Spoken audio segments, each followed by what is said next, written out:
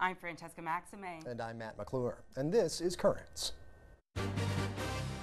Will parishes take a licking at the post office? A 2-cent increase is going to be a considerable increase for us as a parish. I'll talk to a Harvard graduate who's off to a convent. I was blessed from as far back as I can remember with a desire to dedicate myself in an undivided way to God. And filling the gulf with prayer amid new questions about the oil cap. Certainly, we're rejoicing in the fact that there's no more oil spilling in the Gulf at this point. I pray that that's what it stays as.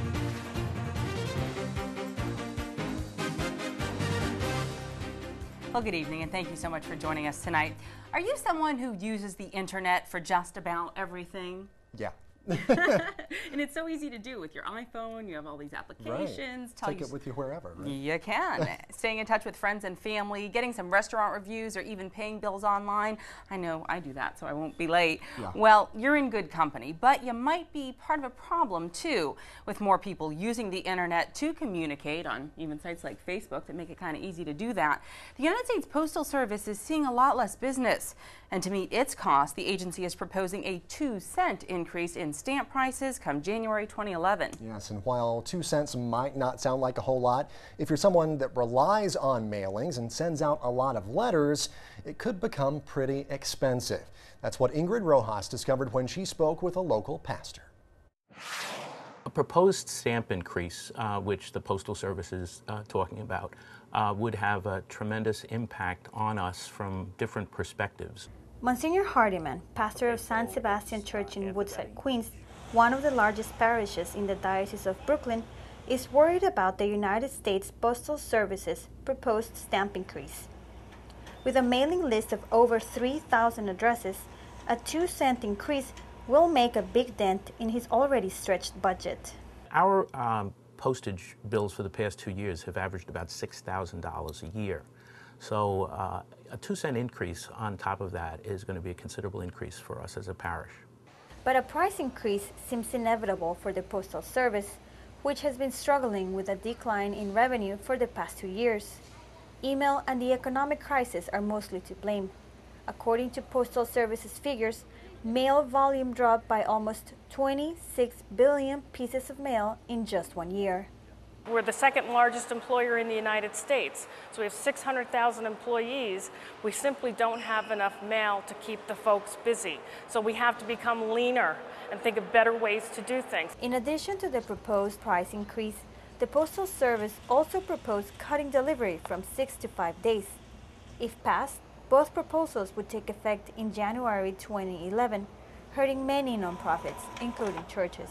That means that cost of that additional postage is going to have to come from the collection. So I'm asking them to donate more, and part of their increased donation is going to pay for the increase in postage. I suggest for churches, organizations that do mailings, they could always use what we call the forever stamp. If you purchase that stamp today at 44 cents, even after the price increase goes into effect on January 2nd, the postage is still good for first class. However, Monsignor Hardiman doesn't think forever stamps solved his problem. That would mean that we'd have to buy a lot of them right now, and that means that we'd have to put the money up front rather than be able to spread it out over the different times for mailing. So I don't think that's an area that's going to be helpful to us. Public reaction about the price increase is mixed. I'm not really surprised. I think you guys are probably the post office is just going to probably keep increasing forever. I just got to get some forever stamps so I don't have to keep buying those 1 and 2 cent stamps. Oh, I'm very disappointed. I mean, I think these increases are coming far too often. I think the service is deteriorating greatly because of all the layoffs and cutbacks. It's like the MTA. I think the service is going down, but we're being asked to pay more. We're operating the way we used to operate in the 1970s, and it's 2011's right around the corner, so we have to put these changes in place to stay viable. It probably is going to lead us to avoid using the Postal Service and move to email as a more effective means of communication. Now, before you all rush over to your local post office and try to buy up all those forever stamps, the proposed price increase still needs the approval of an independent commission. I don't mind them, but they're not as inventive as some of the other designs that they have. Yeah. The ones that change, it's just the Liberty true. Bell, which is all right. Anyway, stay tuned. There's much more current straight ahead. When we return, the day's headlines, including an historic day for a couple of reasons in Arizona, as the diocese there gets its first auxiliary bishop.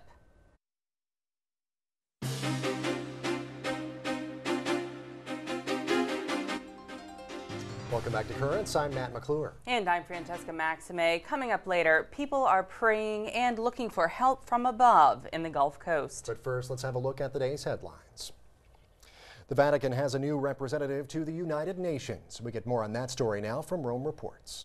The Pope has named Archbishop Francis Assisi Chulicat the Vatican's permanent observer to the United Nations. The Holy See is a UN non-member observer state, meaning it has all the rights of member states, except for the right to vote on resolutions. Archbishop Chulicat fills the office formerly held by Archbishop Celestino Migliore, who is now Apostolic Nuncio to Poland. Chulicat most recently worked as Apostolic Nuncio to Iraq and Jordan. He has served as a diplomat for the Vatican since 1988, working in Honduras, Southern Africa, and in the Philippines before his posts in Iraq and Jordan.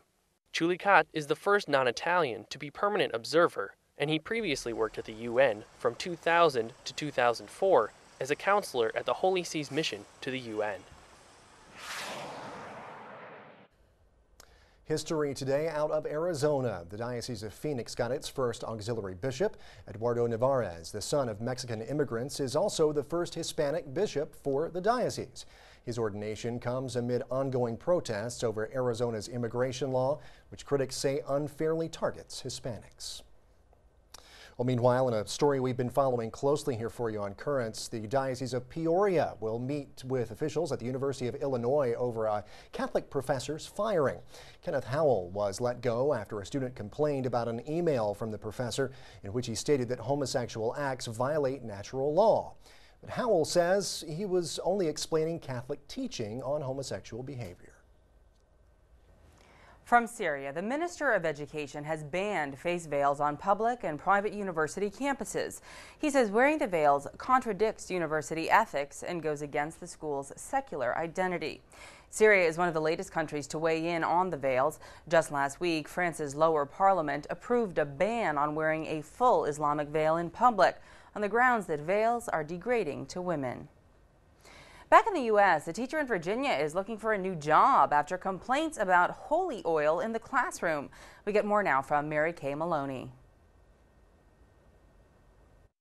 Inside Jaycox Elementary School in Norfolk, a fifth-grade teacher did something to cause a holy mess for administrators who were not happy to find out the teacher was supposedly pushing her own religious beliefs on her young students. The superintendent sent this memo to the school board saying a parent reported that a fifth-grade teacher allegedly was using inappropriate religious practices in her classroom. The teacher admitted she had rubbed holy oil on students and their desks during school. School administrators were not the only ones upset to hear about this. Parents were not pleased either. Yeah, she's way out of line. That's way crossing the line. I wouldn't even want my child to even be a part of that, anointing and all that. They need to be doing schoolwork. The Office of Pupil Personnel conducted an investigation, and that teacher took her holy oil and resigned immediately. Well, if you were looking for the Vatican's website this weekend, you may have been pointed in the wrong direction. Web surfers who typed Vatican into Google's search engine this past Saturday were directed to pedophilo.com. Clicking on that site took users to a blank page. Once informed, Google immediately apologized to the Vatican and corrected the mistake. The cyber attack came just days after the Vatican released updated guidelines for dealing with priests accused of sexual abuse. Catholics in one Italian city were up in arms over a picture depicting the Virgin Mary holding a childlike Adolf Hitler. The picture, titled "The Virgin of the Third Reich," was used on a poster promoting an expo featuring the artist's work.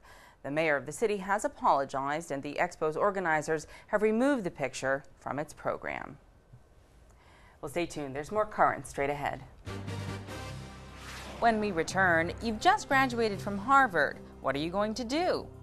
You might be surprised. My difficult step was understanding it as a call and not something that I would choose.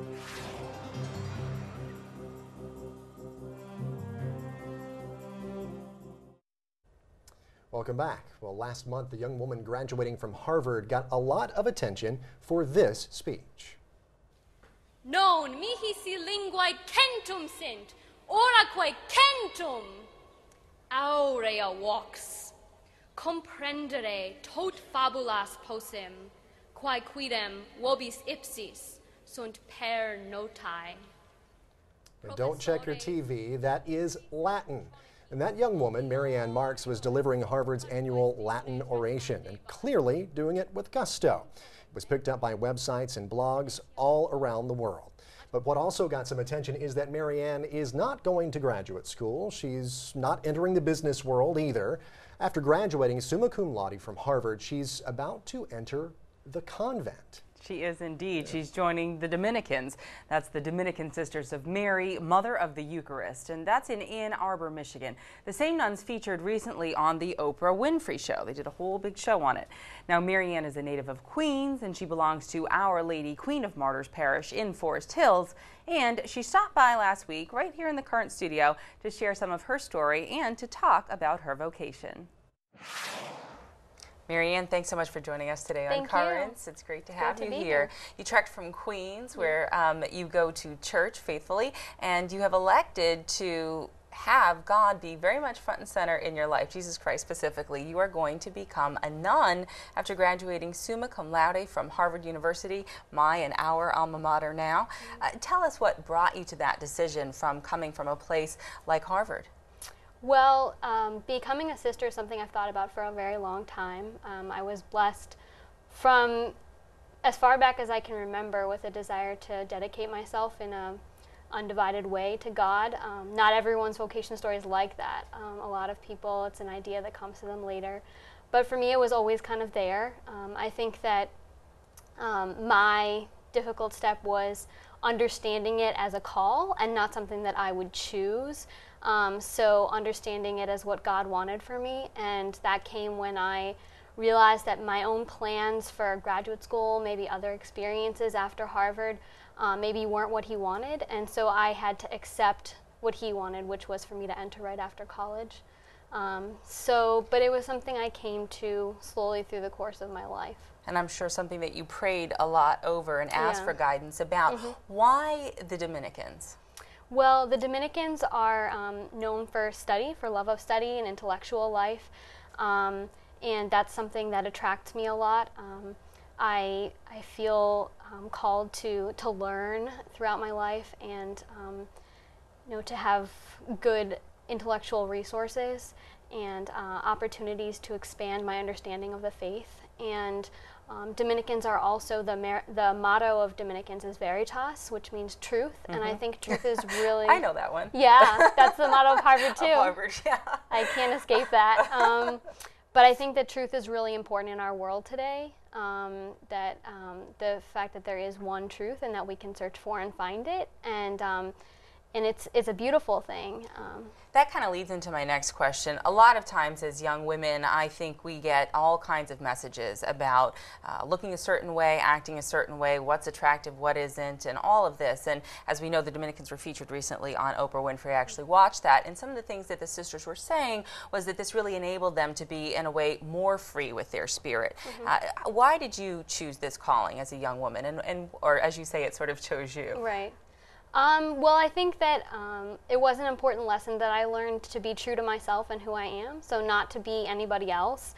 And I think that that's one of the great things about becoming a sister too, is that the community life helps you to grow to be who you are as an individual and to learn more about yourself and to be true to who God has made you to be. So you're not trying to be anyone you see or anyone other people are telling you to be. You're becoming yourself and the best person you can be. And you will be becoming Christ's bride. That is really a major wedding, if you will, to have. How long will you be there? Because it's not just something that it's going to, be a year and you're done. Right. Yeah. With my community, it's 8 years of preparation. So 1 year of aspirancy and postulancy, and then 2 years of novitiate. After that first year, you get the habit, but you have a white veil. And then after the 2 years of novitiate, you have temporary profession for 5 years, and that's when you get the black veil. So you look like a full nun, but you actually have 5 years to go until you make final vows. What have some of your friends or some of your other classmates said, some of the other people that are your own age? And also, I know because you delivered the commencement speech in Latin at Harvard for graduation this year, 2010, you got a lot of you were very popular on the blog sphere, as we said. So what are people sort of saying about your choices, and what are sort of your peers saying? Yeah, well, that's been one of the most interesting parts, and really one of the most grace-filled parts is sharing this decision with other people, many of whom aren't Catholic, many of them who don't practice any religion.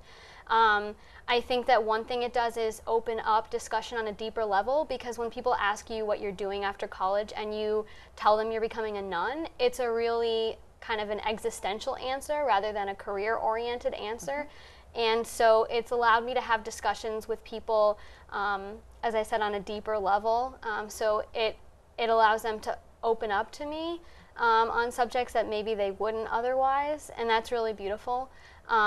They have all been respectful, and some of them have been very happy. Sure. Happy that I found something that attracts me so much, and that I'm willing to kind of, I guess, as they see it, throw a lot away for that. Right, devote yourself to entirely for a long period of time. Mary Ann, the time has flown by, and this is all we have today on Currents, but we really appreciate it and wish you the very best of luck. Thank you. Thanks.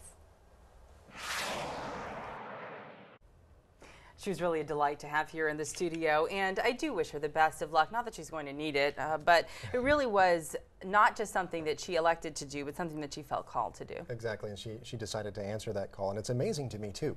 8 years before you take final vows. I didn't know that it took that long. I thought maybe, okay, like 3, maybe 4, that kind of thing, but for the Dominicans, apparently it's 8 years before final vows. That was something that kind of caught me by surprise. It's quite a long period of time, but it's one that she feels clearly comfortable with. But you'd be surprised. I mean, they may rise at 5 a.m., but they're out there playing field hockey, and they're in their full habits and everything. I mean, these nuns are pretty with it, too. Yeah. Have their Blackberries. Right, and they're on Oprah. Yeah. You know? So how much more with it can you get? But yeah, it's going to be a great life for her. I think it's something that obviously she's called to do, and something that she's very, very excited about. So yeah, definitely all the best to her. And inspiring a lot of folks along the way as well. Well, stay right where you are. We'll be right back.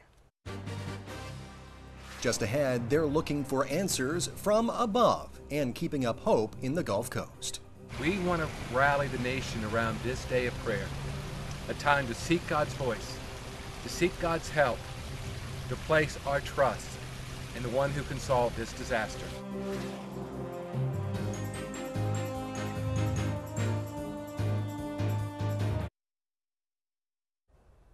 Welcome back. Some happy news turned to some cautious optimism today. Late last week, BP said that they'd finally managed to stop oil from gushing into the Gulf of Mexico for the first time since the April 20th oil rig explosion. The disaster killed 11 men and spewed millions of gallons of oil into the sea, touching off one of the worst environmental disasters in U.S. history. Very much so. Recent news reports, of oil seepage on the ocean floor near that capped well have left many looking for some divine intervention. Well, this past Sunday, churches across the U.S. came together for a national day of prayer for the Gulf. People of faith joining their voices and their hopes in prayer for the future and for the families of the Gulf. We want to rally the nation around this day of prayer, a time to seek God's voice, to seek God's help, to place our trust in the one who can solve this disaster. Evangelical churches across the country paused to pray during Sunday services as oil continues to wash ashore along the Gulf Coast. The National Association of Evangelicals and the Evangelical Environmental Network spearheaded the effort to get congregations to, as their website says, join us in this show of faith and solidarity with our neighbors in the Gulf. Hundreds of millions of gallons of crude spewed into the Gulf since the Deepwater Horizon rig exploded April 20th. But late last week, BP crews fitted a new cap onto the well, stopping the flow of oil for the first time in nearly 90 days. Leaders on Capitol Hill reacted to the news with optimism. We're rejoicing in the fact that there's no more oil spilling in the Gulf at this point. I pray that that's what it stays as, no more oil spilling. And let's make sure we understand what happened so that it can never happen again. But that optimism was stifled over the weekend when something was spotted seeping out of the well near the sea floor. That prompted concern that another oil leak could be forming. Earlier today, though, the federal government said it had received satisfactory answers from BP regarding oil pouring out from below, and testing on the new cap will be allowed to continue. It's just a temporary fix, though, until crews finish drilling relief wells. The government hopes that permanent solution will be in place next month. So far, it's actually slightly ahead of target, but the problem on the relief well is not simply drilling all the way down, it's also connecting it up, and that's a delicate operation that could take some time. Meanwhile, efforts to clean up the oil that's already spilled is about to switch into high gear. What has changed is that while we would concentrate on that movement of oil towards the shore, we've had to keep all of our resources at the site because every day this well replenishes all of that oil being released into the Gulf of Mexico.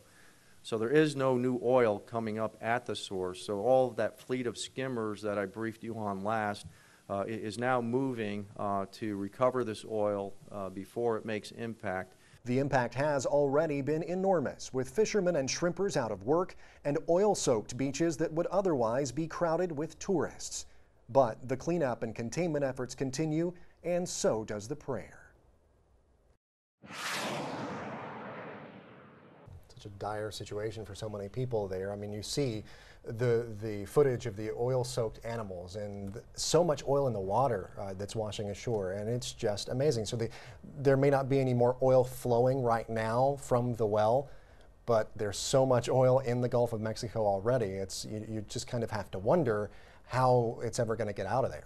That is precisely what my friends, because I used to live in Pensacola, which is right there on the coast of the Gulf of Mexico, that is precisely what they are all concerned about, is how long will it take to actually remedy this problem? Decades. And what does it really mean to their livelihood over the course of time? Not just the wildlife, but their own existence, because they even are worried about things like air quality and having to perhaps evacuate. And it's just really depressing for everybody down there. Yeah, absolutely. Well, and I've seen, reports of people who have, journalists and others who have gone out into the areas where oil has, floating on the surface out from the shore just a bit.